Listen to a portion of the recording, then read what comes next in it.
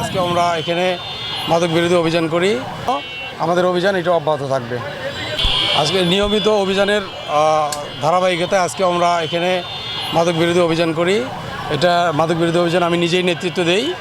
এখানে আমরা মাদক সেবন করে এখানে রেল লাইনের আশপাশ এলাকাতে মাতলামি অবস্থায় ঘোরাফেরা এবং শান্তি বিঘ্ন করার অপরাধে আমরা এসিলেন্ট সহ এখানে যৌথ অভিযান করে 3 জনকে সাজা প্রদান করি।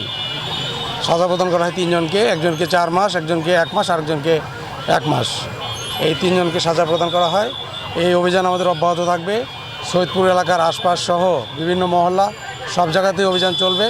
মাদকের বিরুদ্ধে জিরো টলারেন্স এবং আমরা যুদ্ধ ঘোষণা করেছি। যারা মাদকসেবী আছে তারা যেন সতর্ক হয়ে যায়। আমরা এটা কোনোভাবেই আমরা ছাড় দেব না। এই অভিযান আমাদের নিয়মিত চলবে এখন থেকে। কড়া বার্তা এবং আমরা নিয়মিত মামলা দিয়ে আসছি এবং তাদেরও নাম আমরা কালেক্ট করেছি যাদের কাছে কিনেছে। এদেরকেও ধরার জন্য আমাদের অভিযান চলছে। তাদেরকেও আমরা আইনের আওতায় আনার জন্য আমাদের অভিযান এটা অব্যাহত থাকবে।